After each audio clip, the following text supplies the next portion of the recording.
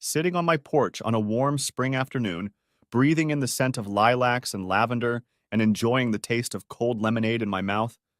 It was hard for me to get my head around the idea that someone might want to live a different life than they do now. But of course, people do want to. They do it all the time. And at least some of them consciously exchange the promise of it for something else, something poorer, something gold for something plastic. There was nothing particularly unusual about Megan and I's courtship. We met right out of college, dated for a couple years, fell in love, and got married. There was no drama, and almost everyone who knew us said they were sure we were going to get married from the moment we first met. We may not have been a modern-day Romeo and Juliet, but most people thought we were a great couple, and our time with each other was easy and fun, and we never got tired of each other. At least it seemed that way to me. I guess our life as a married couple wasn't particularly remarkable either, but I was happy. She worked in publishing, and I got a pretty good job as a programmer at a software company.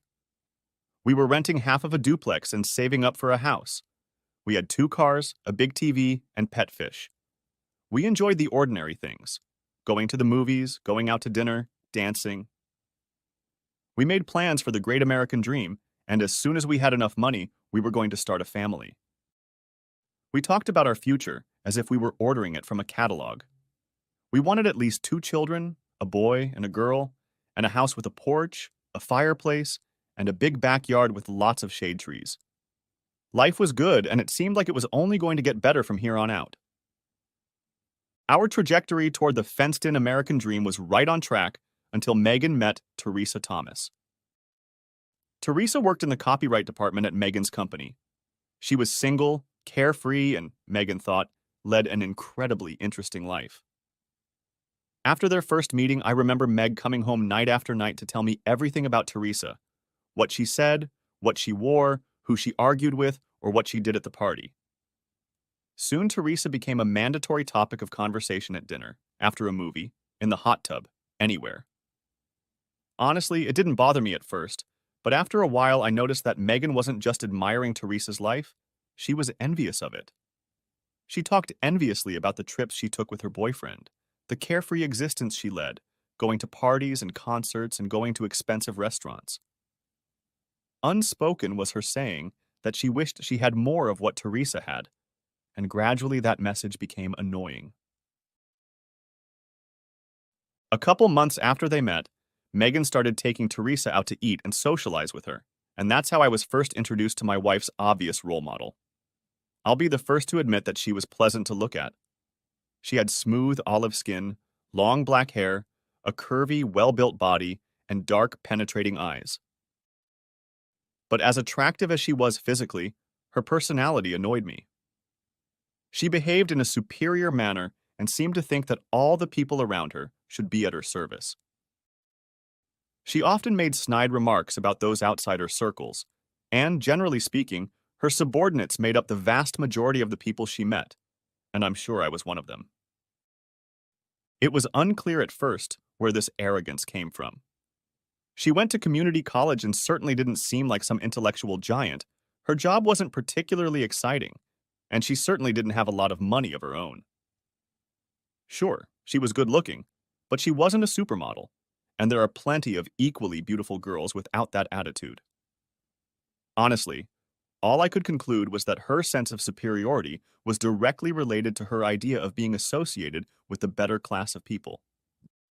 She had a habit of constantly discussing the opinions, habits, and possessions of a group of people she socialized with, all of whom were directly or indirectly related to some local tycoon named Gabriel Putnam. Teresa had met Gabriel through a friend of his named Stuart, whom she had met and started dating a year or so ago. Now they both spent a lot of their free time at Gabriel's house, which turned out to be a giant mansion on the outskirts of town. As far as I could tell, Gabriel had no real accomplishments. Apparently, all his money came from being born into a family that controlled an obscenely profitable chemical company. And so, with no real responsibility, he had mastered the art of living an idle lifestyle and was obviously eager to share it with anyone he deemed worthy to be his friend. No wonder his mansion was the center of attention of all the beautiful people of the city, and they gathered there to party 5 or 6 nights a week. I soon realized that if you weren't used to Gabriel's house, you weren't worth a day, at least in Teresa's little world. Judging by Megan's growing adoration of all things Teresa related, it was pretty clear to me that she was eager to spend the night at Gabriel's in the worst possible way. So I wasn't surprised when she came home one Thursday afternoon in an incredibly manic mood after Teresa invited her to go to Gabriel's later that night to introduce her. I guess I figured I'd go too, but when I asked what I should wear and what time we'd be leaving, Teresa made it clear that it was a bachelorette party and that I'd be out of the loop. At this point, alarm bells rang in my head, but they were faint enough that I didn't panic completely. The alarm got much louder when I saw that Megan had come out of our bedroom wearing a rather provocative black dress that showed off her legs and cleavage, and that she had put on full makeup and done her hair.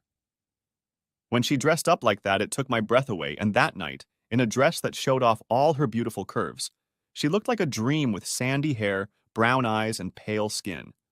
Something between a peachy country girl and a bikini model dressed to perfection. She was so gorgeous that I felt nauseous at the thought of how other men would make plans to try their luck once they saw her, and I had an overwhelming urge to ask her to cancel or insist that I go too. But before I could think of a diplomatic way to broach the subject and express my concern, she was already out the door with Teresa and on her way. After she left, I didn't immediately realize that waiting at home while she partied would drive me crazy, so I decided it was better to keep myself occupied somehow and decided to go to a football game with my buddies. My best friends were Greg Martin and Bill White, a couple of guys from our neighborhood whose company I could always count on. I had known Greg since college and Tom since we moved into their neighborhood, and along with their wives, Sally and Julie, we spent a lot of time hanging out together. The men often played golf or watched football together, and the girls often went shopping or even to the spa. In pairs, we went to the movies, bowling, or miniature golf, and even went on a couple of vacations as a group. An evening watching football with them wasn't unusual, but the fact that we showed up at their house without Megan was definitely out of the ordinary, and Sally and Julie wondered what was wrong. I guess I was pretty vague in my answer, so like dogs circling a cornered squirrel, they kept pushing until they got the whole story out. No one said much of anything, but I noticed a few raised eyebrows and the men nervously bantering with me about my wife wanting to upgrade. I laughed at the jokes, but I didn't really think it was that funny, and I'm sure everyone was starting to sense my discomfort. Megan got home around 11:30 that night and couldn't stop talking about the people she'd met and what a great time she'd had. She looked a little tipsy, which didn't surprise me because she was never averse to drinking a fair amount in public places. Soon her enthusiasm for the evening she had spent began to annoy me. Of course, I understood that she was having fun and was interested, but after hearing her talk for hours about people she met at a party where I wasn't welcome, I gritted my teeth and decided to change the subject. As I listened to her review of the evening, I remembered a few names over and over again. The ultra-rich Gabriel was obviously charming and witty, as well as a gracious and generous host who didn't fail to shower his guests with food, booze, and compliments. As a popular, attractive, super-rich bachelor, Gabriel played the role of the perfect bachelor. Women of all ages swarmed around him all night long. Keeping up with him was a guy named Palmer, a local lawyer who seemed to be a very close friend of Gabriel's. Megan described Palmer as bossy, talking with obvious admiration about how he dominated conversations and was the center of attention, even if Gabriel was in the room. Apparently, everyone knew him or himself. He was a pretty popular guy, and judging by Megan's smile and excitement as she recalled the evening, she was very flattered that he spent a lot of time talking to her. Then there was Teresa Stewart's boyfriend, who, according to Megan, seemed a little younger and a little more playful. I think Teresa had been all over him all evening, but that didn't surprise Meg because apparently public displays of affection were common with Gabriel. I listened to her talk about how wonderful she'd spent the next few days, and a couple times I came close to saying how ridiculous I thought it was to lambaste a bunch of socialites and their acolytes, but decided that would sound bitter or envious or both. Eventually, my answers must have worked, because she finally returned to talking about the mansion and its ever-interesting inhabitants and visitors. About a week later, she received the invitation again. This time I insisted on going with her and was somewhat relieved when she didn't object. The mansion was on the outskirts of town and was a huge pseudo-classical monstrosity with porticos and ornate columns, statues, fountains, and a huge plaza. A long driveway led up to the house, along which and on the adjoining lawn were parked probably 25 cars. Once inside, Megan showed me around. The mansion was absolutely huge, and the party was happening all over the place. People were eating in the dining room, talking in the giant living room, playing pool in the game room, sitting in the hot tub, swimming in the pool, or watching movies in the media room. People were everywhere, talking, laughing, gesturing, drinking, and touching each other. Eventually, we found Gabriel and Palmer with half a dozen other people in a den off to the side of the main hall. She introduced me and they seemed nice enough. Both Gabriel and Palmer looked to be in their early 40s. Both were well-tanned, wearing expensive clothes, cologne, and the like. They both had the easy, confident mannerisms of men who feel in complete control of their surroundings, and they moved from conversation to conversation with incredible ease and confidence. Anyway, they both greeted me quite warmly, chatted a bit, asking about my work and education, and then politely moved on to talk to more interesting people, mostly pretty girls, including Teresa and my wife. I may have looked a little lost, so someone brought me a drink and invited me to a nearby couch, where I sat down with Megan and a group of 4 or 5 socialites for what I thought was a stunningly boring conversation about the advantages of vacationing in Venice versus Florence, followed by comments on the appropriateness of the behavior of a number of clothing models. I tried to stay focused, but after half an hour I had already lost the battle with boredom. Remembering the TV room with the baseball game on, I whispered to Megan that I was going to look around some more, and she nodded in agreement. I spent the rest of the evening watching the game in high definition with another guy who was trying to marinate himself in scotch. By the time the game was over, he was snoring, and I was more than ready to find Megan and head home. But finding Megan turned out to be not so easy. She wasn't in the den, the dining room, the living room, or any of the large rooms off the main hallway. For a moment I thought the only bedrooms left were upstairs, but on my way to the stairs I spotted her on one of the small patios behind the kitchen and dining room. For a moment, and only for a moment, I was relieved to have found her, but the relief drained out of me like a toilet bowl when I was able to fully take in the sight of what was happening. Megan was standing by the fountain, pressed up close to Palmer. He was holding a drink in one hand and had his other arm around her waist. He laughed at her words, paused to take a sip, and then lowered his head to kiss her neck. She laughed when she saw what he was doing, and making a half-hearted effort, pushed him away gently with her free hand. My heart felt like it was going to burst. I sprinted out the patio door and was at the fountain in seconds. "Hey, hey, hey, hey, hey! What the hell is going on?" I yelled, pulling his hand away from Megan and roughly tugging her away. Megan looked shocked, and Palmer reacted with a surprised look that turned into something I found vaguely amused. "I'm just enjoying being with your wife. I have nothing to worry about." "Stop enjoying yourself, asshole. She's married, you know that, and we don't do that sort of thing." I think he was trying to look conciliatory, but all I saw was a smirk. Megan started to blush as I froggy-eyed her, and I figured it was because of her own embarrassment at being caught in a compromising situation. I realized how wrong I was when she hissed in my ear. "Matt, don't be an ass. Palmer is a friend and one of our hosts.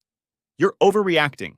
Seriously, you're embarrassing me, and you need to apologize right now." I was stunned. I had nothing to say to that, so I muttered something about how he'd rather get a broken jaw than an apology, and proceeded to walk her off the terrace, through the house and to the car. We were both furious and didn't say anything most of the way home. Finally, she turned to me and said, "What the hell made you humiliate me like that in front of my friends?" I spat back, "Why the hell did you start making out with a guy in public?" "We weren't kissing. We were just flirting a little, and I don't see anything wrong with that. You're damn overreacting. That's what this is about." This argument went on for the entire car ride, the walk up the driveway to the house, all the way through getting ready for bed, and right up until we both pretended to fall asleep. I was shocked by her behavior, but completely stunned by her defense. I asked myself a million times if I was overreacting, if this kind of thing was really normal for a married couple, if there was any way I should take it from her. But I couldn't, and remained amazed that she considered behavior that was clearly out of line for me to be normal for her. How could we see the situation so differently? By the next morning, it was still a little chilly, but the situation had improved enough that we could talk to each other. I thought about having a big conversation about the night before, but I got lazy and decided to leave it at that. In fact, I guess I talked myself into believing that she was so embarrassed by her behavior that she decided to downplay its significance. Otherwise, defending her actions made no sense to me. But when she received an invitation to Gabriel's again on Saturday, I quickly quashed any thought of her going. We had already arranged for a barbecue at Sally and Greg's, which I thought should have been a lot more fun, and canceling it would have been very rude. Besides, I was still mortified by her behavior on Thursday and was not at all willing to give Palmer or any other guy another shot at my wife. Not surprisingly, Megan wasn't too happy about my decision and had been sulking and cursing all morning. Her mood didn't improve one bit when we arrived at the barbecue, and she refused to socialize at all. She drank more than usual, gave one-word answers, didn't laugh or even smile, and sat alone every chance she got. Finally, when she was alone in the house, I went inside to confront her. "Hey, what the hell, Meg? You're really ruining the party. Sally just asked if you were sick, and I just had to tell her you were in a bad mood. I know you're mad at me, but don't take it out on everyone here. You need to go out and at least try to have some fun." She threw me a sour look and said she wanted to go home. I asked her again to stay and try to have fun, and that's when she exploded. "Look, Matt, I know you love boring things like barbecue, love having boring conversations with boring people like Greg, Sally, Bill, and Julie, and are perfectly happy coming to this boring place to have—" She stopped half-heartedly due to a rumbling noise in the kitchen just behind us. We both turned around and saw Sally, who was on her knees, frantically kicking at the shards of a serving plate. She had obviously heard everything Megan had said. "Sally, sorry," gasped I, as Megan sat silently beside me. Sally smiled painfully. "Oh, it's okay. It's a cheap plate," she said, painfully pretending they were both talking about the plate as she picked up the last bits. We watched in silence as she left the room, and then sat there for a few more moments without saying anything. Finally, Megan turned to me and started, "Look, Matt, I don't—" I held up my hand for her to stop. "You win. I'm going to let everyone know we're leaving. I'm sure it will be incredibly awkward if we try to stay." I walked outside to our friends, whose conversation was suddenly interrupted when they spotted me on the deck. I had no idea what to say, so I decided to say something that everyone knew wasn't true. "Hey guys, Meg's not feeling too good, so I think we're going to take a break and just go home. I'll see you later." They all mumbled something about hoping she was feeling better and that we'd see her soon.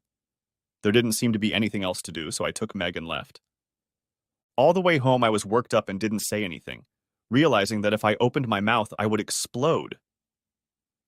She sat in silence, staring out the passenger window, but she didn't look particularly remorseful. No tears, no attempt to apologize or make excuses. Nothing that made me think she was sorry. I was so puzzled by her recent change in behavior that I didn't even know how to begin to question her about her behavior. So all I could dare to do when we got inside was say, "You really can be a little shit sometimes, Meg." She looked at me defiantly and simply replied, "Now you know what it's like to be embarrassed in front of your friends." We spent the rest of the night in silence. Over the next few days, there was a gradual thaw, and by the middle of the week, things were back to normal, or what had become normal. We talked, laughed, watched TV, and had fun. But Teresa was also getting into the new normal, so she came over twice during the week, and she and Megan spent their evenings watching TV, listening to music, and talking. The only thing that didn't happen that week was a trip to Gabriel's. I thought that maybe Meg thought she was a little over the top because she didn't even ask her to do it. But she brought it up the following week, and by then I had cooled down enough to agree. I really didn't need another night at the snob house, but there was no way I was going to let her go alone after what happened last time. She'd made me promise not to cause trouble, and I'd made her promise to be more sensible when flirting. The mansion was the same as before, only there were half as many people. Palmer and I had time to shake hands and apologize, and the evening turned into a series of elitist conversations that couldn't have been more boring than I was. Megan was on her best behavior and I was bored, so we agreed that Teresa would drive her home and I would leave early. Everything seemed to work out, and for a while it became a once or twice a week routine. I would stay for an hour or so, talk for a bit, get bored, and leave early, and Teresa would bring Meg home later.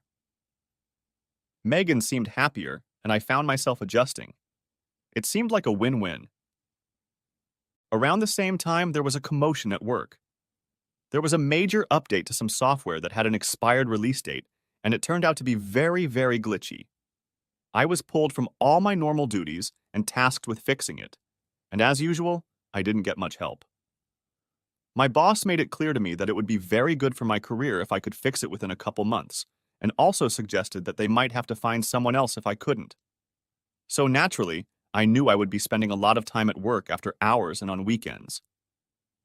This wasn't the first time I'd had to spend many hours at work for an extended period of time, and I expected Megan to go on a rampage. In the past, when that happened, Megan would start fussing and make me promise to make it up to her with a nice vacation or something. But this time she hardly complained at all, and said she didn't mind if she could hang out with Teresa and the rest of her new friends when she got lonely. I suppose I should have had serious doubts about that, and I guess I did feel a little twinge of anxiety, but I knew it would become a big problem if I left her alone at home night after night with nothing to do. So I made her promise to behave and reconciled her to the idea that she would be spending a lot of time at Gabriel's without me.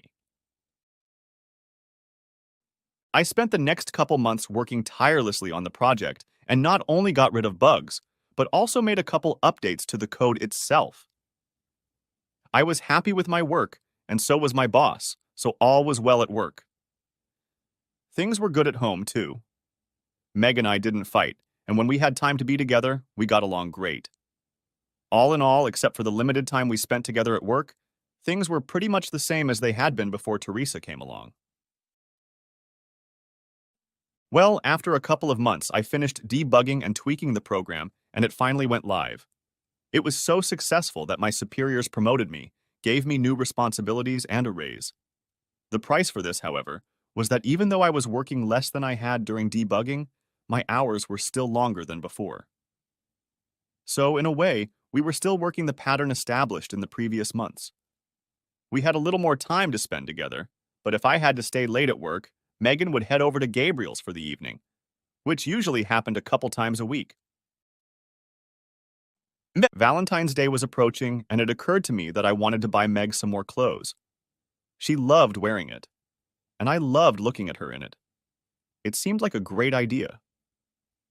So when I got home a little earlier than I expected one evening and found a note saying she was out with Teresa, I decided it was the perfect time to go shopping at Guinevere's. Megan had a black corset, which delighted me, and I decided I'd like to see her in red. But finding the right size of clothes is always a problem for me, so I figured I'd better check the tag on the corset, or even bring it into the store to compare before buying something new. The problem, however, was that I couldn't find the damn thing. I checked all her drawers, in the closet, in the laundry room, pretty much everywhere. I sat there for a minute, trying to decide where else it could be, when a disturbing thought popped into my head. Maybe I can't find it because it's on her right now?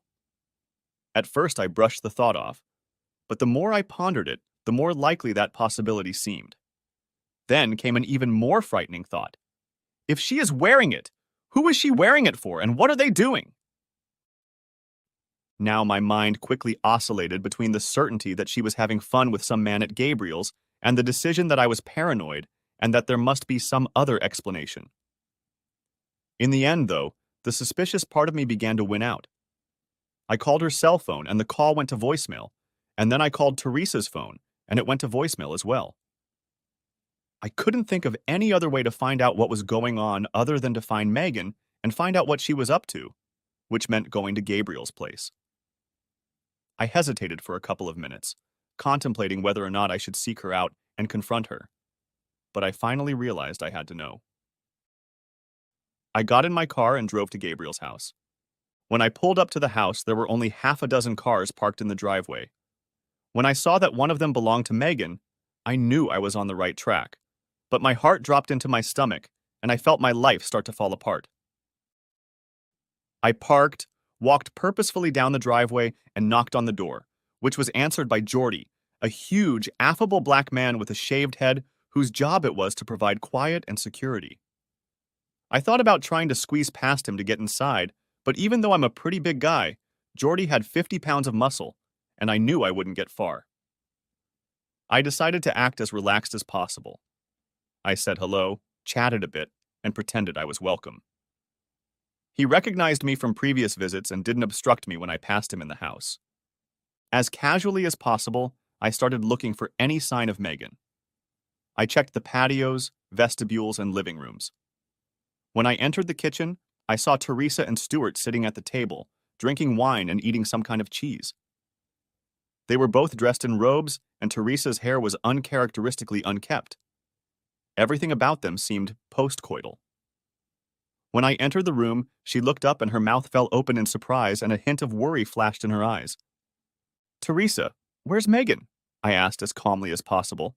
"I'm not sure she's even here. I thought she might be at home," she replied nervously. I snorted and laughed incredulously. "Try again, Teresa. I know she's here." As Teresa tried to formulate another lie, she gave herself away when I saw her gaze shift nervously to the staircase that I knew led to some of the guest rooms upstairs. I unhinged my jaw, moved quickly to the stairs, and began to climb, 2 steps at a time. "Matt, stop! Matt, don't!" Teresa was almost begging. At the top of the stairs was a hallway with half a dozen doors on either side. I had no choice but to try them all. I cautiously opened the first door and saw a lump lying on the bed in the darkened room. My eyes adapted, and I realized it was just some guy taking a nap. The next 2 doors were empty, but in the fourth room, there was a couple lying on a bed. The room was as dark as an expensive restaurant, so it was hard for me to make out anything, since the only real source of light was the half-dozen candles at the headboard of the bed, as well as the faint light coming through the window and the minimal amount of light from the door I'd just swung open.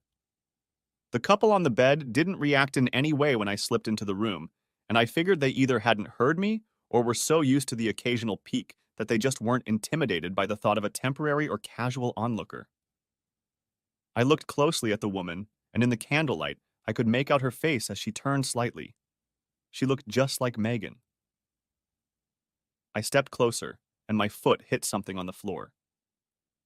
Looking down, I recognized her black corset. My heart shivered. I leaned against the wall, fumbled for the light switch, and turned on the light. Megan quickly turned around and looked at me. First I saw annoyance, then surprise, then something else, maybe fear, but I wasn't sure. She rolled off the man, and I saw it was Palmer, sweating and more than a little annoyed. Megan sat next to him and looked directly at me. She spoke, slurring her words, notes of anger and concern audible in her voice.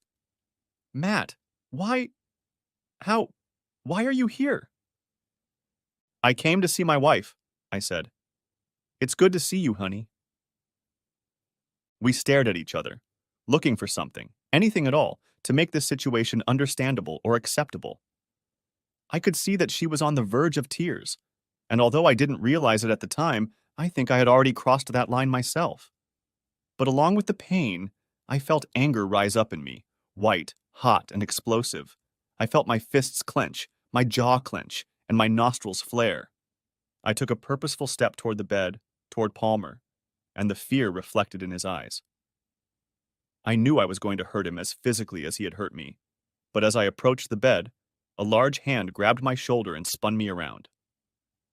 Suddenly, I was face to face with Jordy, and he looked angry and determined. I pushed away from him to take a step back towards the bed, but he grabbed me in a bear hug and dragged me out of the room. I managed to grab hold of his shoulders, pulling him to the floor, and we struggled there for a minute. For a moment, I managed to free myself and headed for the bed again, And when Palmer saw that, he hid behind Megan like a little boy. But Jordy caught me again, and this time managed to pull me back out into the hallway. He pinned me against the wall and spoke in a quiet, serious voice. I can't let you do this, boy. It's my job. But think about it for a second. Just think about it. This guy is a first-class asshole, of course, and you might feel better about sending him to the hospital. Or worse. But is it worth the jail time? Is it worth it? Will anything change if you cripple him? Or destroy him? Think, boy. Think.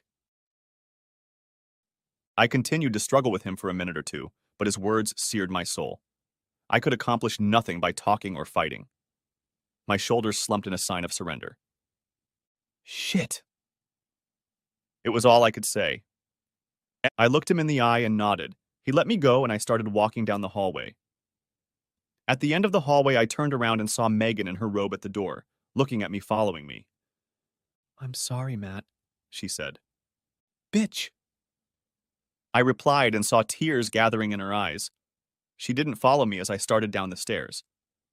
At the foot of the stairs, I ran into Teresa, still in her robe. She looked unsure and perhaps a little worried. Don't do anything rash, Matt. She loves you. You love her. Don't mess this up. I looked at her and laughed bitterly. Without answering anything, I walked out of the mansion, got in my car, and drove home. As soon as I reached home, it was like I was paralyzed. I had no idea what I was supposed to do now. Pack up and leave? Pack her things? Wait for a serious conversation? Hire a lawyer? Get a gun? Lying on the couch and staring at the ceiling, I obsessively and unproductively considered the merits of all my options, and my mental indecision played out against the confused emotions of anger and heartache. Time flew by, and I was still lying on the couch when Meg came home about an hour later. Her arrival saved me from having to decide what to do next. The option of a big discussion was the first step. She had been crying and didn't have any makeup on, but her hair was damp, and I could tell she had taken the time to shower. I stood up as she walked into the living room, and she carefully sat down in the chair across from the couch. She looked at me with sadness and uncertainty, and I thought that maybe she thought I was going to start a conversation. At that moment, I didn't know what to say, so I looked at her expectantly. Matt, I'm sorry you saw that. I know how much it must hurt, and I'm sorry. I never, ever meant to hurt you like that. You know that, right? I was digesting the little she had just said. I'm sorry I saw that. I'm sorry I hurt you. I didn't hear any regret that she'd done it, or even a hint that it was a mistake that would never happen again. It took me a moment to gather my thoughts and respond. Well, it does hurt. It really hurts. I looked at her to gauge her reaction, but nothing had changed. I realized I needed to know what she was really thinking, what she was planning, because any plans I made were completely up to her. I felt like she held all the cards. So, Meg, what are you going to do? Get your stuff and move in with him? What? She looked shocked and answered aggressively. No, Matt, God, no. She paused. I love you. I love being your wife. I hate that I hurt you. I want things to stay the way they are. I could see she was sincere, but something about the way she spoke bothered me. What do you mean you want things to stay the way they are? She lowered her gaze, biting her lip and running her fingers over it. I got the feeling she wasn't sure what she wanted to say. Look, Matt, you're very emotional right now, and I don't think this is the best time for this. You're damn right. I'm pretty damn emotional right now, and you could say I want to clear something up. I practically spit the words out at her. She seemed to chicken out a little from my aggression and anger, but her eyes didn't take their eyes off mine. Okay, so what is it you want to know, Matt? Well, for starters, what the hell is your relationship with Palmer? Are you in love with him, or what? And again, what exactly do you mean by saying you want to keep things the way they are? She still looked unsure and awkward. But now I saw something different in her eyes, something akin to a challenge. I wouldn't say I'm in love with him. Not like I'm in love with you. Maybe it's a kind of love, but Love? What the hell kind of love, Meg? The kind of love a married woman might feel for another man? What is it? Because I'd really like to know. You can love more than one man, Matt, and in more ways than one. I'm married to you, but I'm not locked in some emotional prison where I can't turn to others. Good God, Megan. What the hell are you talking about? About reaching out to others? I just caught you in bed with another man, not handing out free food to the poor or buying Christmas presents for mom and dad. What the hell kind of love allows a married woman to jump into bed with another man? She looked like she was searching for the right words. I was furious and growing impatient, and I think she realized that her answers were only making things worse. Our relationship means a lot to me and to him. I enjoy his company, and he enjoys mine. He fills my life. What the hell are you talking about? I was practically screaming at this point. You make it sound like you're not even sorry you had fun with him. You're talking like this is normal, acceptable behavior. Normal, Matt? What the hell is normal? She was getting a little aggressive now, and the way she defended herself with defiance and anger confused and frustrated me. Is it okay to artificially limit all your romantic feelings to one person for life? Is that okay, Matt? Yeah, I think it is. I mean, it's considered normal to sleep with the person you're married to. You're saving that kind of love. For your husband. It's normal, Megan. It's what married people do. It's what the hell is expected. I breathed heavily and looked at her incredulously. I continued. My God, Meg, it sounds like you want this to continue. That you want both of us at the same time. Is that what you mean by you want things to stay the way they are? You can't seriously believe that's possible. Look, Matt, like I said, you're very emotional right now, and you're in no state to rationally assess the situation. She waited a second, probably thinking I'd interrupt, but I let her continue. My relationship with Palmer does not and never will affect my relationship with you. There is no real reason why I can't have a close relationship with both of you. And if you love me and care about my happiness, I think you'll sacrifice your pride, which is the only thing you have to sacrifice, and let me see Palmer. She spoke in a measured voice, and her words sounded like she was giving a practice speech. Maybe she was. But still, I had a hard time understanding what she was saying. This is incredible.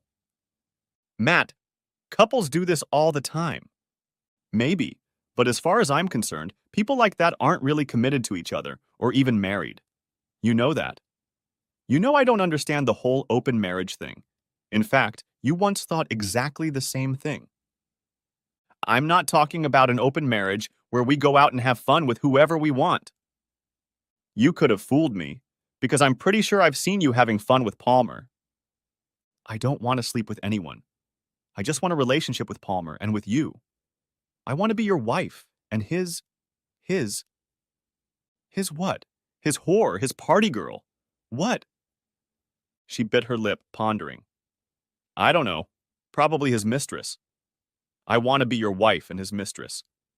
It's been that way for the last month or so, and that's what I want going forward. I was at a loss for words, staring at her with my mouth open and eyes wide with surprise and disbelief. Finally, I found some words. His mistress? You want to be his mistress? You know, Meg, this isn't the 18th century. We don't live in Versailles, and Palmer isn't some kind of lord. Now I stood, took a step toward her, and pointed at myself.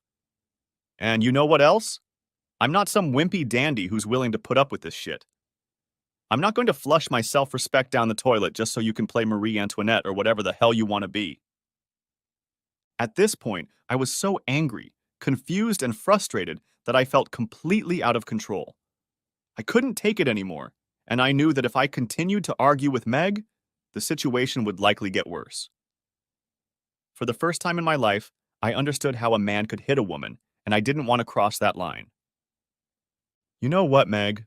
I finally said, heading for the door. I'm out of here. I hopped out of the house, got in my car, and started driving aimlessly around town. Eventually, I stopped at a bar and had a few drinks, but it only made my mood worse. It was well past 2 in the morning by this time, and my mind was practically tortured by the memories of my fight with Meg. At this point, I really wanted to stop thinking about it, and somehow I knew I had to get some sleep.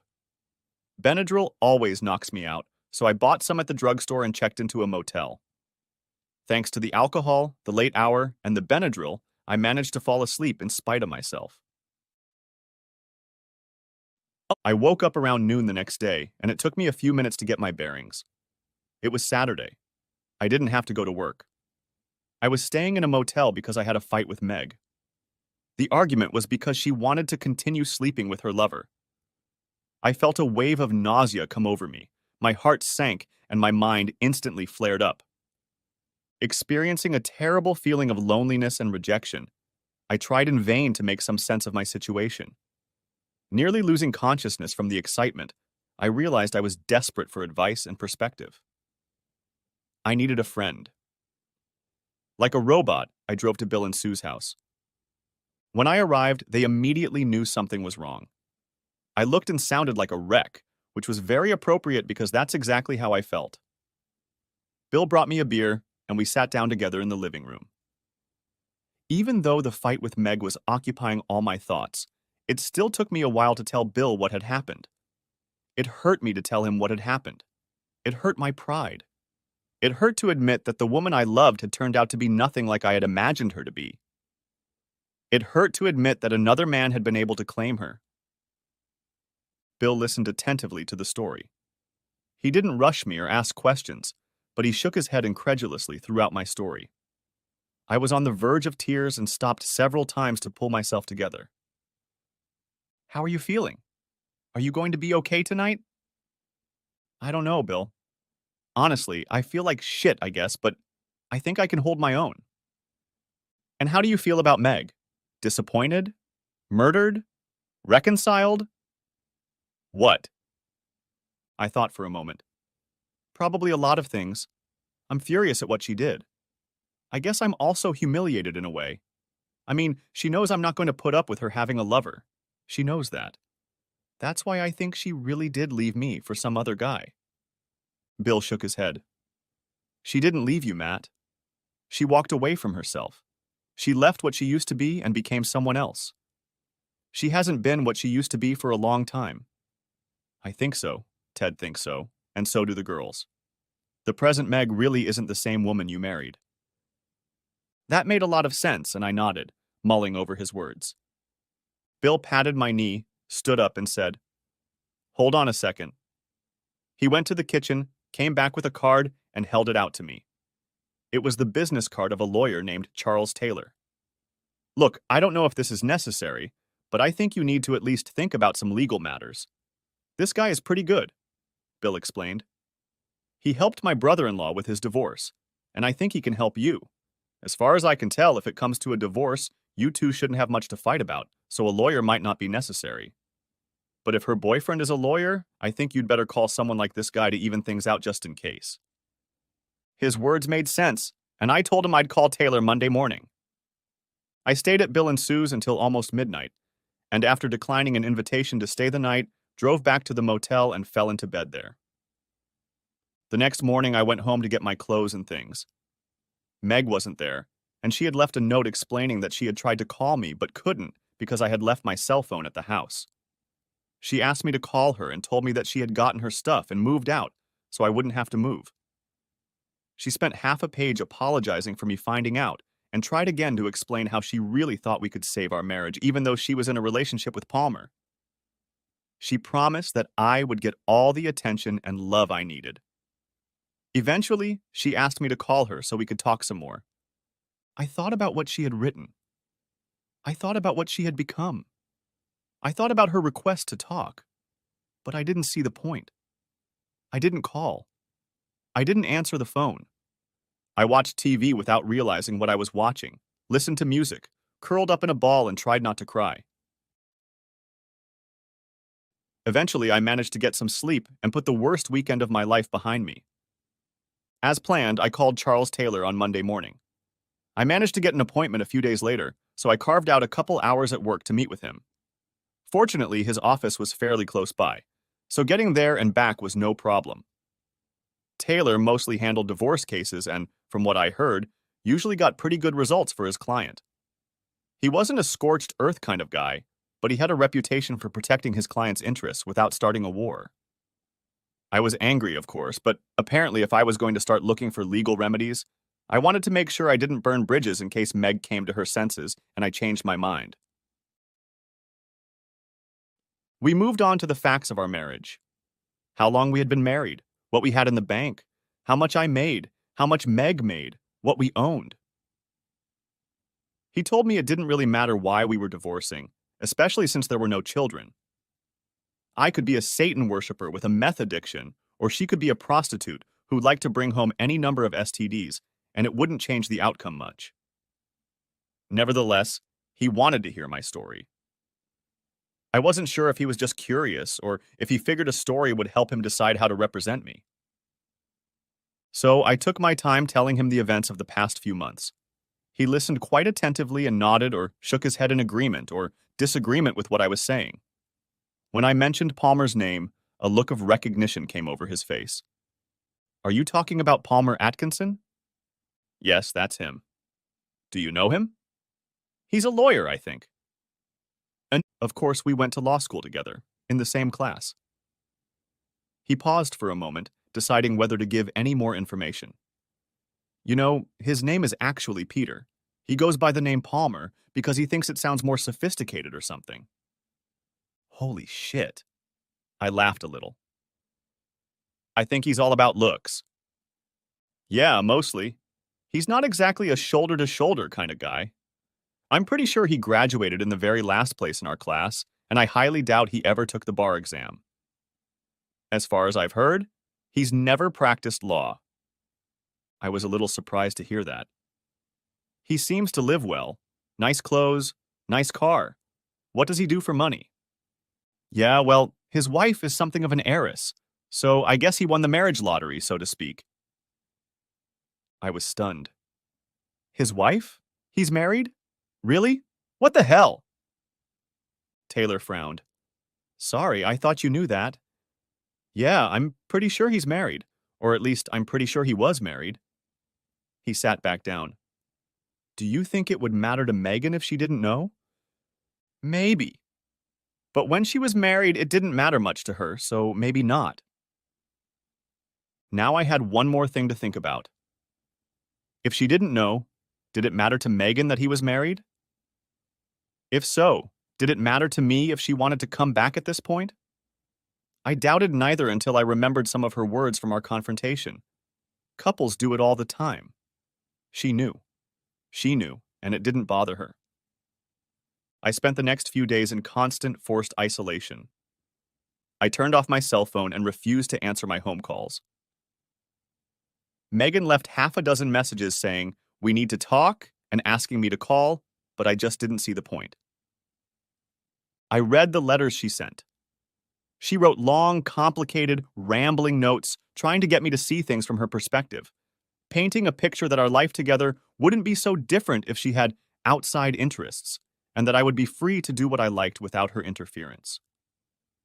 She mentioned that she considered her relationship with Palmer to be self-limited, that it was something she needed for a while, but that she couldn't know exactly how long it would last. I continued to be perplexed, writing that this is not a side hobby like a knitting club, and its behavior that few married men would consider. She completely ignored what other couples have done, arguing that we shouldn't be slaves to convention, and wrote again that her relationship with Palmer would take nothing away from us. She tried to compare her physical relationship with Palmer to the full body massage I gave her during a vacation we took about a year after we were married, saying that it was different from what we had between us, no better or worse. She further stated that he shared interests with her, such as traveling and cultural activities, which I did not share, and that her relationship with him helped her fulfill those interests. She claimed that her relationship with him was somewhat similar to the one I had with Bill or Greg because we had common interests in sports that she could not share with me. At that point, I was so upset that I stopped responding and, as with her phone calls, started ignoring her emails. I felt I had to do this. It felt like we were speaking different languages. About a week after my visit with Charles Taylor, Teresa came to see me. She showed up right after I got home from work, dressed casually, in jeans and a winter jacket, sunglasses on a knit cap. I decided not to invite her into the house. "What do you want, Teresa?" I asked sharply. She threw me a look of restrained hostility. "Why aren't you talking to Megan?" "I think we've said all we have to say, Teresa. I have all the information I need at this point, and I honestly don't want to hear any more about her relationship with Palmer, how she wants to be his whore, and how I should be very happy to put up with that shit. I have to wonder what the hell kind of woman Palmer's wife is if she's agreeing to this shit." I used a deliberately harsh tone, trying to let Teresa know that I was hurt and angry and not in the mood to make up in any way. It didn't faze her. "You know, Megan actually knows his wife, Matt. They get along great.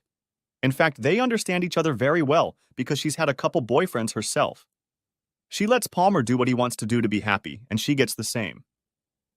She's just not a possessive ass like you." Teresa thought for a second, then softened her voice a little. "Look, Matt, Meg loves you and you love her. And just because she has an interest in another guy, you're letting your ego get in the way and trying to ruin a beautiful relationship. No one is going to be happy if you keep this up." "Really, Teresa? That's the best you can do?" "That's pretty much the same argument Megan used last week, so I'm a little curious. Are you using her words, or did she use yours?" I really wanted to know the answer to that question. How much of it was Teresa's influence, and how much was some sort of hidden fantasy that Megan had always had, but that I just didn't know about? Either Megan had mutated into another Teresa, or this alternate personality had always been there, just waiting to manifest itself under the right circumstances. Teresa didn't give me any hint, however, because she completely dodged the question. Who cares who uses whose words? The fact is, just because you can't accept that Megan has some needs you can't fulfill, you're willing to ruin your entire relationship. That's really pathetic.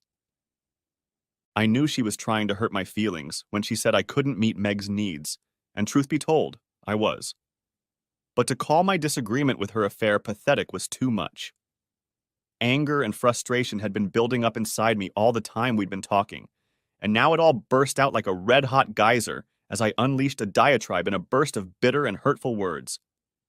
Pity? That I expect fidelity from my wife is pathetic? Seriously? How about that, Teresa? How about the idea that someone who can't stay faithful to their wedding vows is pathetic? How about the idea that the real way to ruin a supposedly loving relationship is to have fun with someone outside of it? Teresa looked like she wanted to answer something, but I was already worked up. And speaking of needs, what if Megan has a need that neither I nor that asshole Palmer can fulfill? What then, Teresa? She gets a third lover? And if that's not enough, will she get a fourth? Hell, maybe she should just damn post her needs on a website and find the perfect asshole to fulfill each of them. How about it, Teresa? She could find one guy she had fun with and another guy who was very romantic to woo her, and some rich guy to buy her all sorts of expensive stuff. Teresa finally interrupted. You don't have to take things to a ridiculous extreme. Why can't you just accept the current reality and decide what she wants right now? She seemed to be trying to reassure me by sounding reasonable or sophisticated, but I didn't believe it. I'm sorry, but Megan crossed the extreme line when she decided she needed to have two men and expected me to accept that. That's wrong, Teresa. It's just wrong.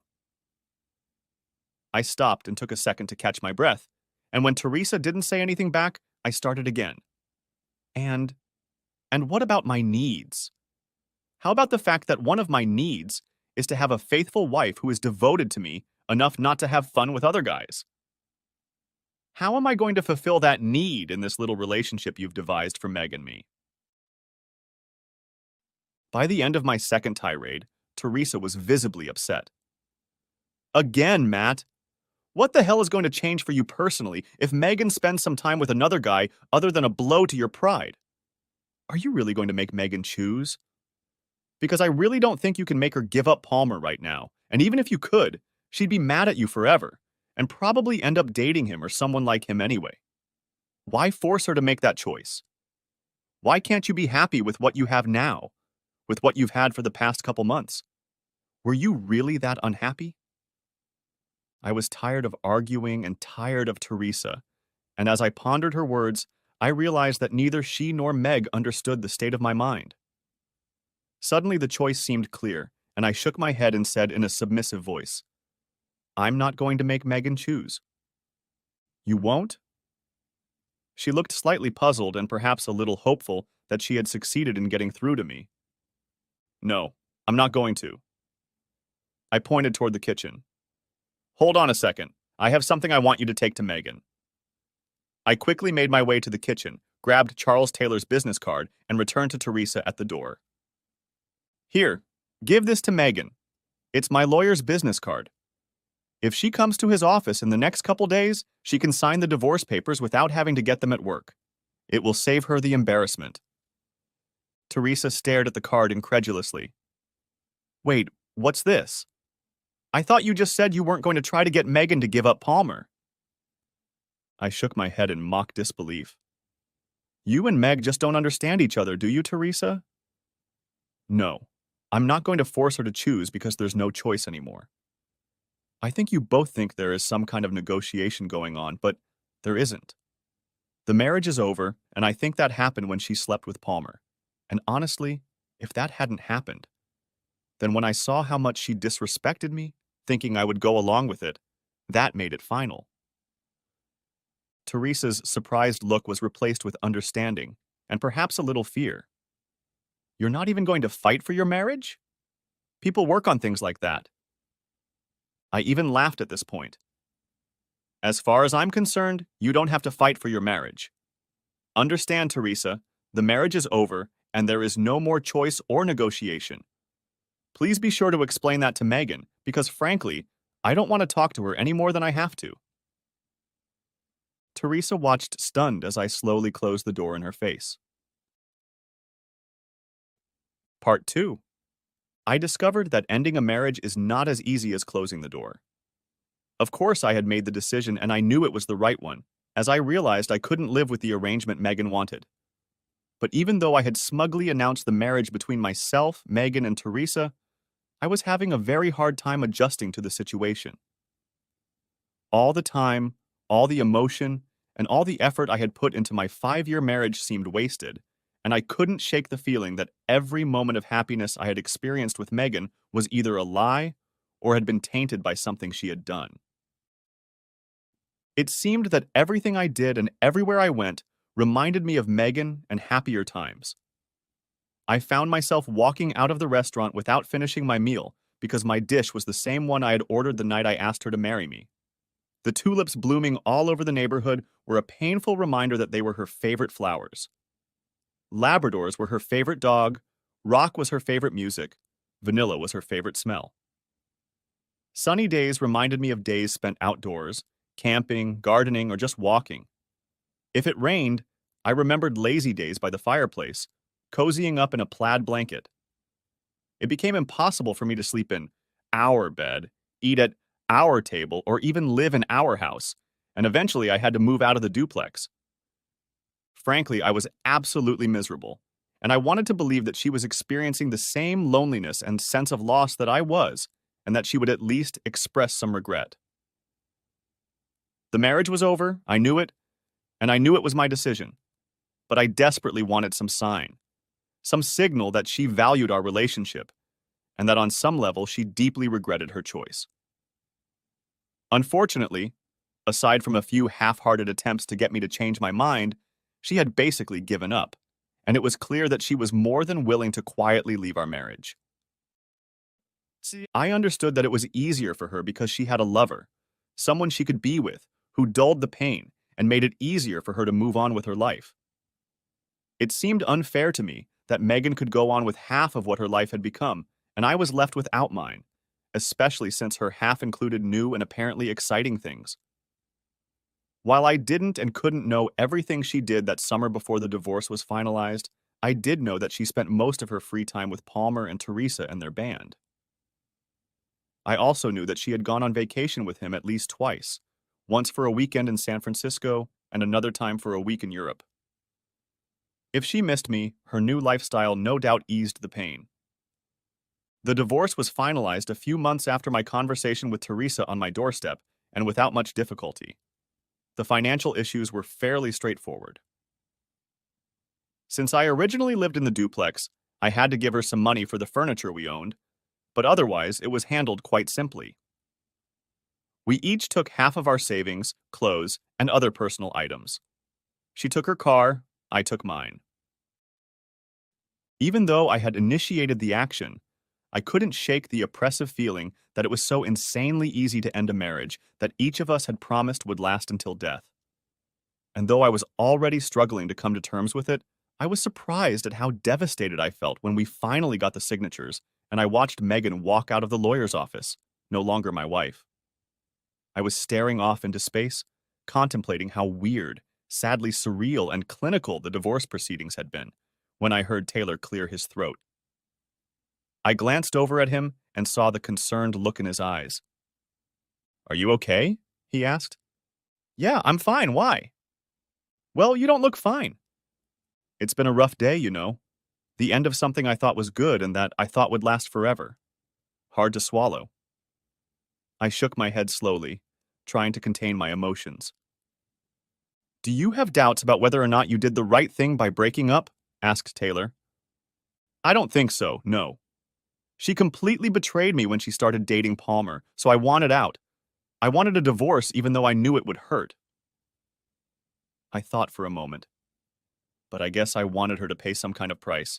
After all, she's the one who ruined our marriage. She should be the one in pain. But here I am. I can barely function. I'm so upset. And she leaves here for her boyfriend and just gets on with her life. I guess I want her to feel regret too. I want to hear her say that she screwed up and that I'm better or something. I want her to be as miserable as I am right now. Taylor listened to me intently, nodding sympathetically in response to my words. He seemed to want to say something, but I got the feeling he was considering whether or not to do so. Finally, he cleared his throat and cautiously began to speak. "I have seen many broken marriages and many ex-husbands and ex-wives who want what you want. They want their exes to suffer for what they did. They want them to have an epiphany, realize that they messed up their lives, and get the satisfaction of coming on their knees and crying about how miserable they've become, how sorry they are, and how they wish they could change what they did."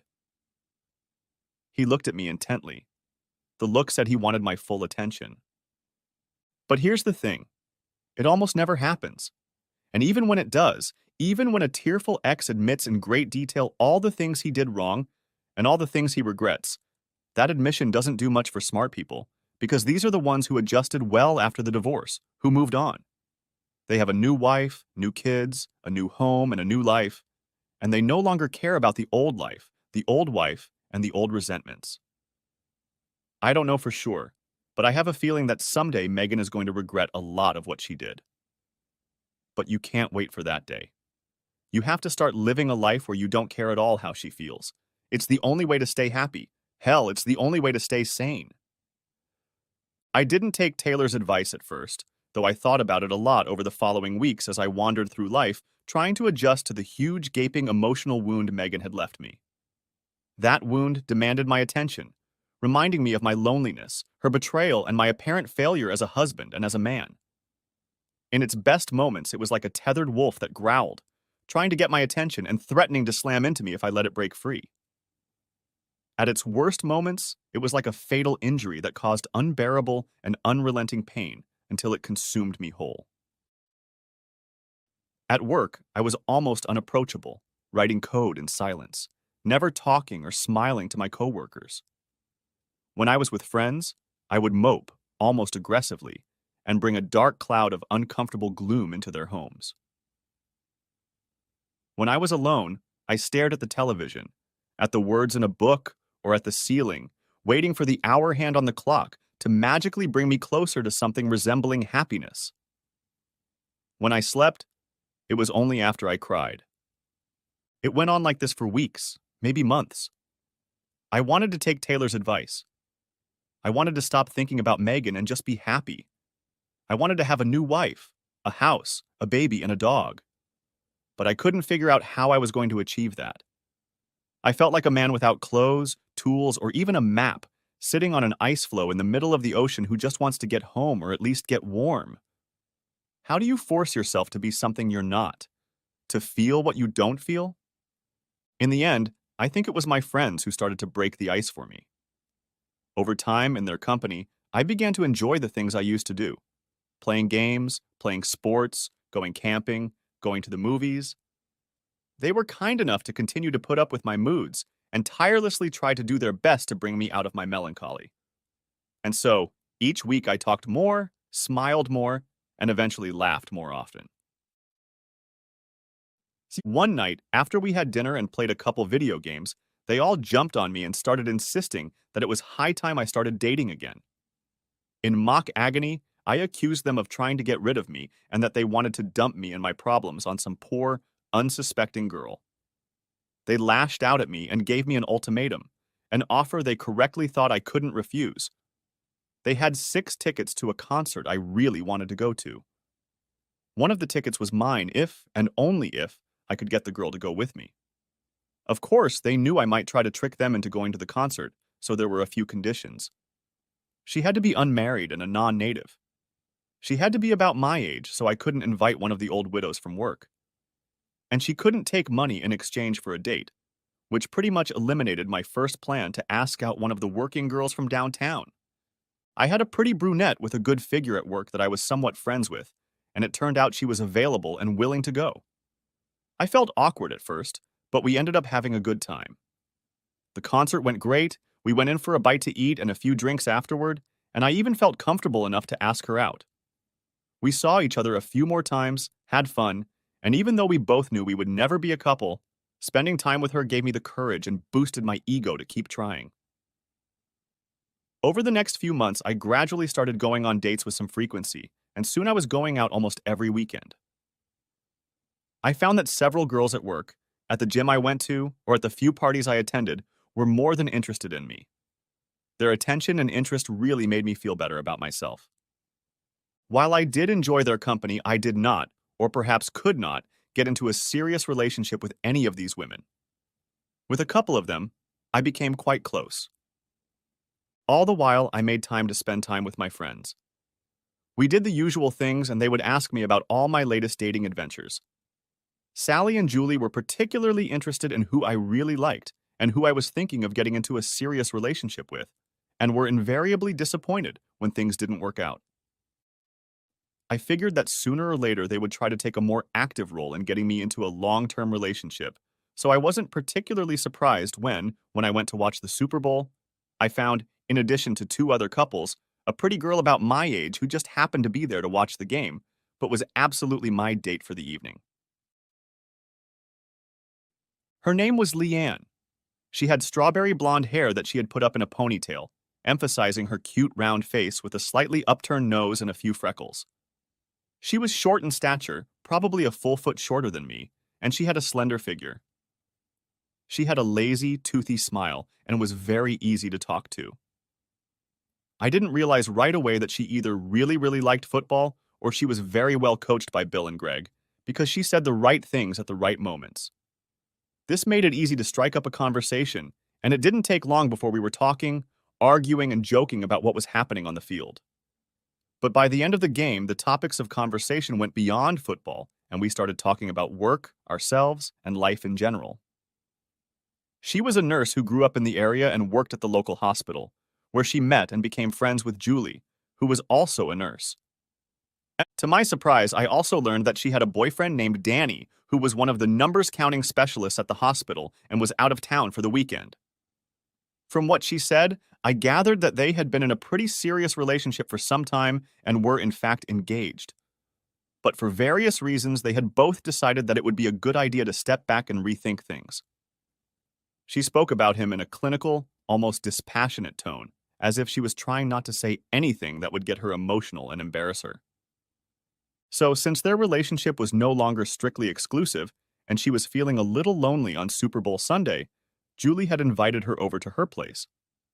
This news, of course, took me by surprise, because I had assumed that Julie and Sally would be trying to set me up with very available women. When she left after the game, the women began the inevitable questioning about what I thought and whether I would ask her out again, and I brought up the fact that she had a boyfriend.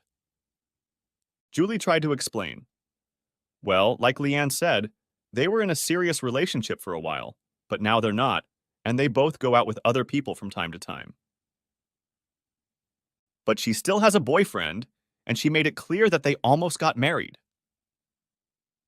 There's a very big difference between almost married and married, Sally replied emphatically.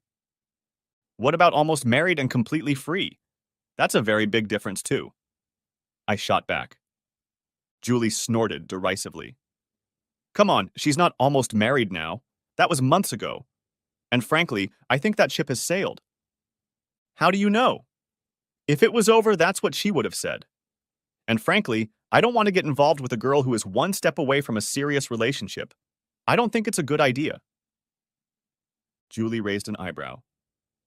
You looked like you were having a good time.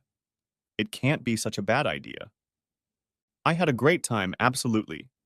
But that's part of the problem.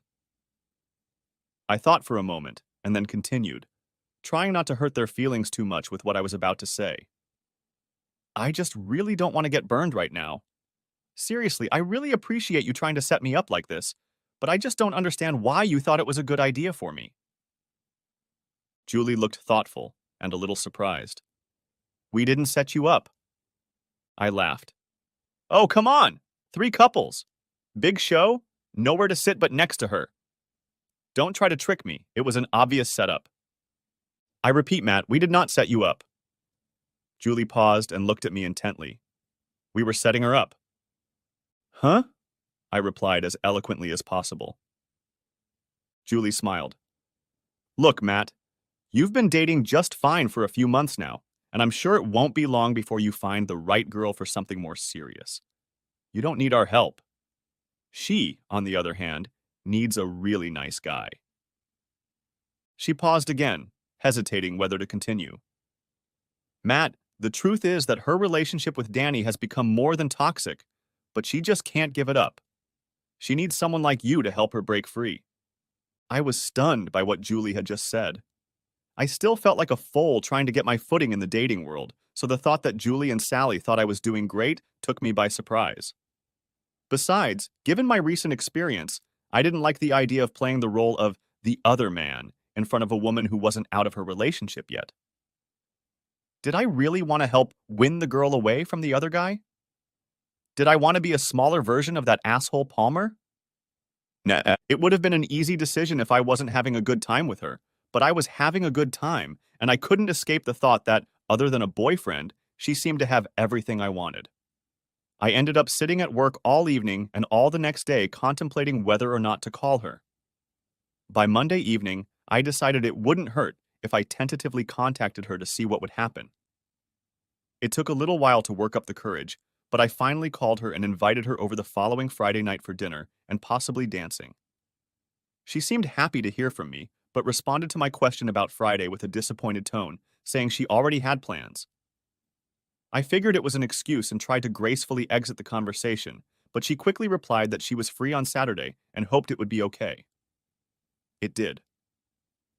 I wanted to get to know her better and decided it would be best if we had plenty of opportunities to talk, so I took her out to a nice, quiet Italian restaurant. It was great. She loved the food, and we spent so much time talking that we basically closed the place down. I promised a little dancing, but by then it was so late that we bought hot chocolate and went for a cool walk along the lakeshore in the center of town. We stopped for a minute under a streetlight in one of the small parks, talking and looking at the water. In that moment, I felt like I was in some fantastic snow globe, in a winter paradise in the company of an angel.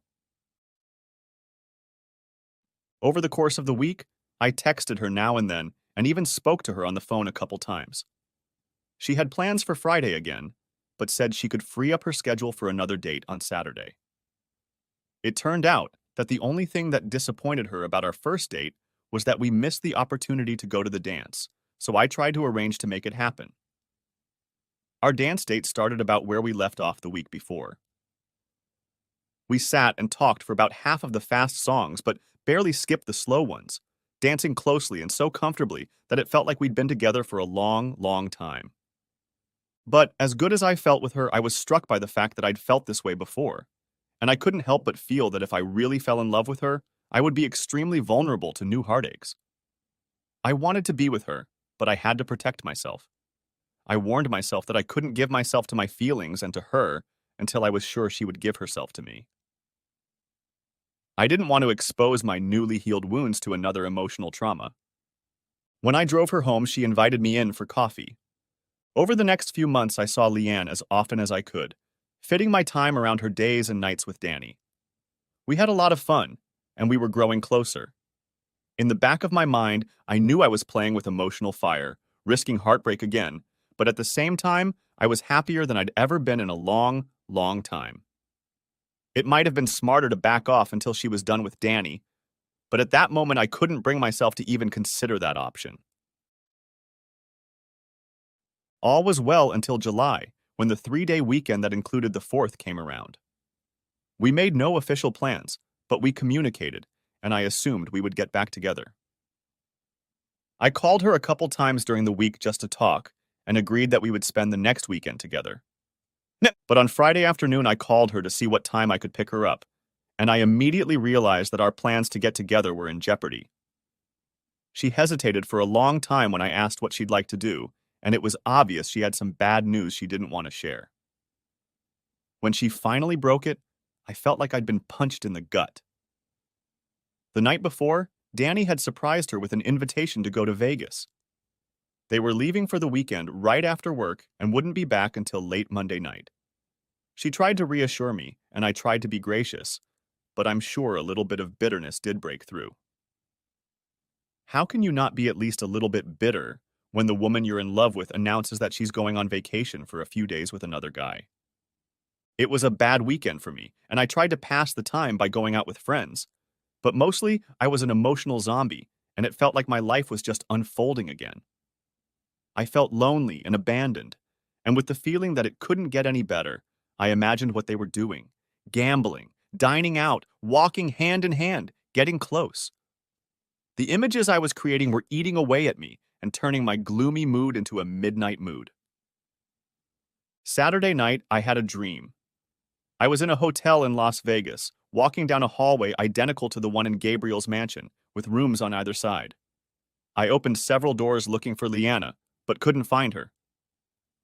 As I approached the last door, I heard sounds and stepped inside.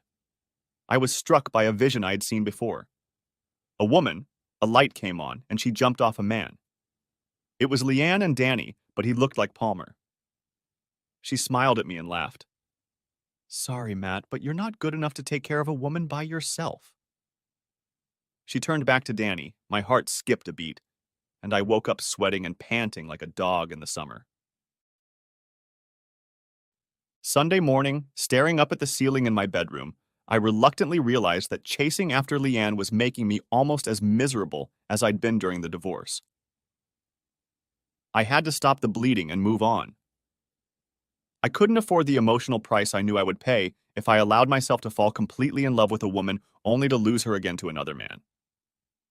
If I couldn't control her feelings and actions, at least I could control mine. I had to put a tourniquet on this relationship.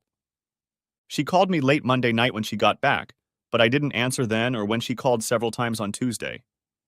I guess I acted like a coward because I didn't want to tell her my decision, but I forced myself to talk to her on Wednesday. "Hey, Matt, I've been trying to reach you. Is everything okay?"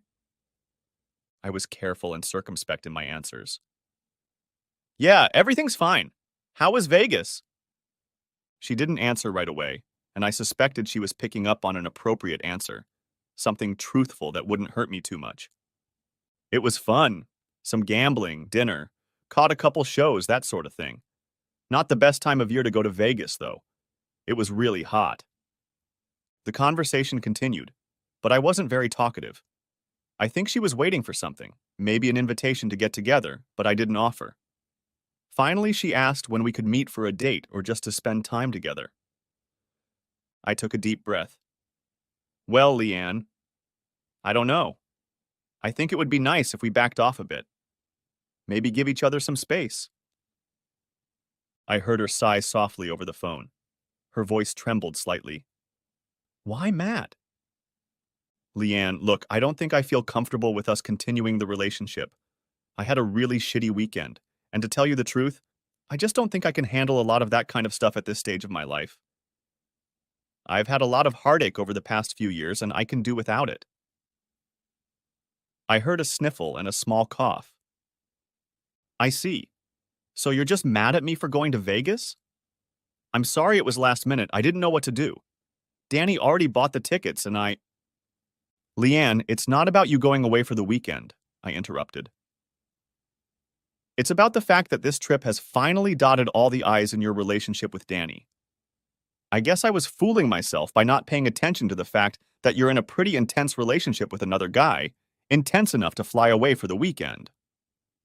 And now I'm not fooling myself. I continued. I guess I thought you were in a relationship that was fading away, that it was something fairly mundane that I could accept. But as I think back over the last few weeks in the trip, I can see that's not the case. I see that both of you are making a serious effort to try to move forward. And that's fine, that's great. I'm in no position to complain as I knew about this when we started dating, and I went into it with my eyes open. You didn't hide anything and you didn't cheat. But still, I think I may have misunderstood that being the other guy isn't good for me right now, so I have to back off. Think about it, Leanne. It might be good for you too. You won't have to juggle schedules or make excuses, and I won't be some obstacle in the way between you and Danny. She listened to me, letting me talk, breathing raggedly, as if trying to suppress a sob. Finally, when I stopped, she said, Is that what you think? That you're some kind of obstacle? That you were just some other guy I used for fun or something? When we were together, what did I do to give you that impression? I don't know, Leanne. I don't know what you think of me or us. So please tell me, what am I to you? Because honestly, I can't figure it out.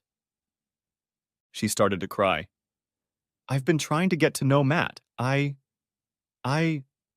thought we were trying to figure out who we were, who we could become. My heart clenched because she looked so upset, but I reminded myself what this conversation was supposed to be about and repeated my version. Look, I'm not trying to be a jerk or give you an ultimatum or make you feel bad, but I can't go on like this right now. Like I said, it's best for both of us if we simplify what's going on, and realistically speaking, that means you and I are going to have to back off from each other. If we do that, I won't be in as much pain, and you won't have to work beside me while you try to deal with Danny. Leanne whimpered some more. I guess I didn't realize you were in so much pain, Matt. It was, I said. It was, thought I, saying goodbye and hanging up. For the next few weeks, I tried my best to immerse myself in my work. I had another rather important assignment that required a lot of time and concentration, and I was grateful for the distractions. It made the days go by more smoothly, and the late returns home made the nights a little shorter. On weekends, I sought out friends to hang out with and tried not to be Mr. Frowny. Julie and Sally took me seriously, although they gave me a hard time about it at first. Julie felt that I shouldn't think about giving up, that if I waited, her relationship with Danny would almost certainly crumble and we would eventually become suited to each other. I expressed doubt that she would be able to get over Danny anytime soon or ever. I made it clear that staying away from her was very hard for me and that I had no hard feelings toward her, but I just couldn't pay the emotional price for continuing to pursue her. I remember Julie saying, the price of regret is pretty high too. And so it all happened again. The loneliness at night, the pain, the thoughts of a woman I cared deeply about spending time with another man, trying to soothe the pain by working hard and pretending that cheering on my favorite baseball team and playing video games was enough to be happy when I was home. I was miserable. One night, about a month after that, I was awakened from a dead sleep by the sound of my cell phone ringing. I looked at the clock, saw that it was 2 a.m, and rolled over onto my back without answering it. But I started thinking that it could be something very important at this hour. Maybe Mom or Dad was sick or something, so I picked up the phone and saw that I had a message. It was from Leanna, and it had a very simple message. I really miss you. I must have stared at those words for about 20 minutes, thinking about her, wondering what she was doing and why she texted me now, in the middle of the night. I imagined that she had had a rough night and that she must really need a friend. Suddenly, this self-exile became meaningless to me. I was lonely, miserable, and obsessed with her, and she wanted to be with me so much that she sent that text at that hour. She hadn't betrayed me. She just couldn't give me the reassurance I needed as I allowed myself to become even more attached to her. I sent her a text back. I miss you too. I called her the next day, and after a few awkward moments, we talked like nothing had happened. We talked and texted for a week, and eventually I asked her out to dinner. This entailed more dates and more time together, and soon we were spending several nights a week with each other. She was still seeing Danny, but her dates with him were becoming very irregular, and a couple times she gave him up altogether to be with me. By this time it was mid-September, and we made a date on Friday night to have dinner and go to one last outdoor concert before summer finally faded away. After the concert, we walked around the park holding hands, talking, laughing, and kissing. Sometime around midnight, we went to a late-night coffee shop and drank dessert, holding hands across the table, unable to take our eyes off each other, the conversation never stopping for a second. Eventually, it got so late that the date had to end, but neither of us wanted to say goodbye. I desperately wanted to take her home, but I knew that if I did, we'd almost certainly end up in the same bed, and without her firm promise to be exclusive, I felt it would be a mistake to make myself too vulnerable. She was disappointed when I told her I'd better take her home, but made me swear I'd see her later in the day since it was early Saturday morning. It wasn't hard to promise. Leanna took the earliest opportunity to capitalize on my promise.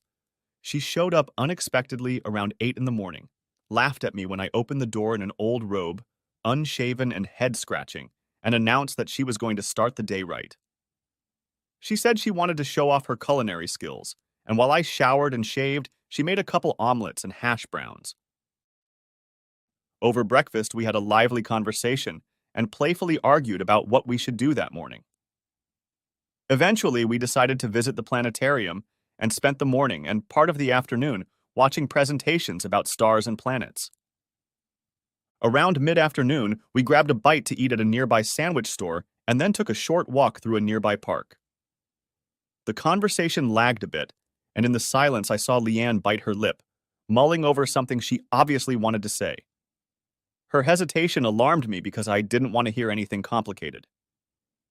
Matt, I need to tell you something, she began. Do I want to hear it? I choked up. She looked thoughtful. Some things, probably not. But I think I should tell you about... She paused, obviously trying to find the right words. My heart was beating 1,000,000 miles an hour. She started again. Look, Matt, you never asked about what I did with Danny during our dates, physically. And I appreciate that it was polite, and talking about it it actually is, pretty uncomfortable, but I want you to know that we didn't sleep together that often. Maybe once or twice a month, no more, since you and I started dating. Hearing her talk about sleeping with Danny, even if infrequently, was painful, but I could breathe easier now. I didn't want to hear about what she was doing with Danny, but what she was saying was much easier to hear than what I was most concerned about, that she had decided to be exclusively with Danny. She looked directly at me, her eyes meeting mine. The other thing is that the last couple times, even before Vegas, I really felt like I was cheating. Like I shouldn't be in bed with him, that I shouldn't be doing this to you. That night. The night I texted you, Danny was really strong, and I just couldn't do it. I had to say no. He got a little angry and I asked him to leave and he left, and he did, but he was very upset. All I could think about was how I wanted you to be there for me and hold me and make everything better. I wanted to be with you, and even if I couldn't, I wouldn't cheat on you. I could breathe easier now. Her confession brought me relief, and like magic, my mood improved. I was smiling and even feeling a little lightheaded. I wanted to say something incredibly romantic. I wanted to impress her with the depth of my feelings, and give her something she would remember forever. I wanted to be Keats, Don Juan, and Cyrano de Bergerac all rolled into one. But at that moment, all I could think of was to say, "How about you come back to me?" She was still breathing hard, looking at me with bedroom eyes and holding me like she didn't want to let go. But then she said something I didn't expect at all. "Let's meet you there in a couple hours.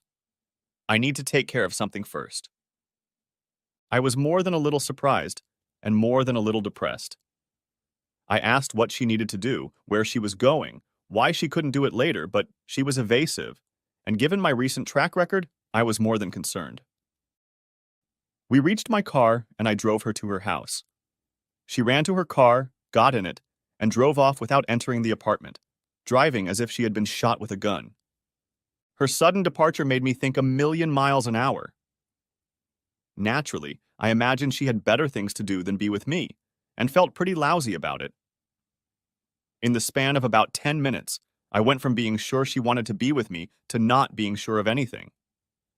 I went home, got a beer, threw myself on the couch, and started watching some old movie. 2 more beers, a ham sandwich, another old movie, and I was already sure I was going to spend another night alone when suddenly my front door rattled open. It was so loud and unexpected that I jumped up from the couch, thinking it was the cops or something worse. Leanna burst into the living room, wrapped her arms around me, and kissed me. "Missed you," she said. "I went to see Danny." Having said that, she looked at my face, no doubt seeing the look of extreme confusion on it. "It's not what you might think. I had to tell him it was over. We'd been together a long time, Matt, and I didn't want to do it over the phone. He deserved to talk face to face. To do otherwise would have been cowardly." I was relieved, but still puzzled. "You had to do that tonight?" "Yes, Matt, I had to. And I did it for you. For us." Within minutes, we were in bed. Over the next few days, Leanna moved into the duplex with me. She hung her clothes where Megan's used to be, along with her makeup and shoes. We ate together, watched TV together, and slept together. It felt like a marriage, and after a few months of this relationship, I saw no point in not making it official. I asked her to marry me at the same Italian restaurant we went to on our first date, and her response was to rush across the table to hug me, spilling water on the tablecloth and staining her blouse with red sauce. At Thanksgiving, we went to her in-laws' house so they could meet me. Apparently, they were a little concerned that Leanna had gotten involved in a new relationship too quickly, and were also a little worried about my divorce. They stopped worrying when they saw us together, and after Leanne privately explained the circumstances of my divorce. I was nervous, but I think I made a pretty good impression. And by the end of the weekend, her family was treating me like an old friend, and her parents were already asking about our plans for the kids. Leanne and I didn't drag out our engagement and got married in a small village chapel on a crisp, snowy Saturday in February. It was a small, intimate wedding attended by family members and a few close friends. I had a hard time deciding on a best man, so Bill and Greg shared those duties, with Leanna's sister being maid of honor. Julie and Sally were bridesmaids, and as it was, they pretty much took over the wedding preparations, taking care of details that neither Leanne nor I were particularly interested in. The day after the wedding, we flew to St. Thomas and had a very relaxing and memorable honeymoon. We had such a good time that we promised each other we would return, perhaps for our 10th wedding anniversary. Over the next few years, Leanne and I saved up our money and eventually bought a house. It was a 4-bedroom house with a beautiful front porch and a large yard with trees and a flower bed. On the day we closed the deal, Leanne announced she was pregnant, and by the time we remodeled the inside of the house, there was a baby boy in the freshly painted nursery. With Tommy's birth, our lives changed, but I couldn't have been happier. We were becoming the family I'd always dreamed of. Shortly after Tommy was born, there was a shooting at Gabriel's house. Turns out some guy's wife had made a scene with one of Gabriel's friends, and he didn't take it as phlegmatically as I did. He pulled out a gun and shot Jordy in the leg and walked around the house until he found the wife and her lover, whom he shot before pointing the gun at himself. I think his wife survived and Jordy is okay, but the shooter and lover both died. The trial was rife with racy details and predictably became big news, even making national TV headlines. I guess the Putnam family didn't care much for the publicity, and they gave Gabriel an ultimatum, forcing him to sell the mansion and essentially exiling him back to the family estate in Ohio. Around the time of the trial, I was at a party at Bill's house and recognized Charles Taylor and his wife. I went over to say hello, and he remembered me. We talked for a while, and he seemed genuinely pleased with the way things had turned out for me. As I was about to leave, he smiled and asked me what I thought of Palmer. Honestly, I haven't thought about him in a while. What do you mean? Ah, well, I guess you haven't heard, but he's divorced. His wife finally dumped him for cheating? No, that's the funniest thing. They had such an, open marriage, and I guess she eventually got tired of Palmer and fell in love with one of her boyfriends. Anyway, she had an ironclad prenup, so Palmer was perfectly safe when she left him. So what happened then? Him and Megan? No, I don't think so, he interrupted. He had to leave town to get a job, and I'm pretty sure he left alone. Turns out he doesn't have any skills as a lawyer, which shouldn't surprise anyone. I think he works 9 to 5 at his brother's hardware store in Pittsburgh. Funny, isn't it? Yeah, I guess so. A little off the beaten path, huh? Taylor laughed and winked at me. I remembered what he'd told me in his office the day of my divorce, and realized how right he'd been. Things hadn't worked out between my former rival and Megan, and while that was interesting, I didn't need to know about it to be happy. I had a family that I cared for and loved, and that was all that mattered to me. The last time I saw Megan was about 3 years later. It was at the nursery, and I was with my boy, who was sitting in a cart while I was looking at the flowering plants. Leanna, who was 7 months pregnant with our second child, was examining the trees on the other side of the nursery. As I pushed the cart toward the row of lavender, Megan stood at the far end of the aisle examining a basket of herbs. She hadn't changed much, maybe put on a little weight, but overall remained the same. I saw her first, or at least I thought I did, and called out to her. She looked up at me and smiled, and I walked over, pushing my basket. Hey, Matt, wow, it's been a while. How's it going? Her smile wavered slightly as she looked at me, and she looked more vulnerable than I'd ever seen her. I smiled back, told her she looked great, and told her I was doing fine. She nodded and then turned and smiled at Tommy. And who is this little guy? That's my son, Tommy.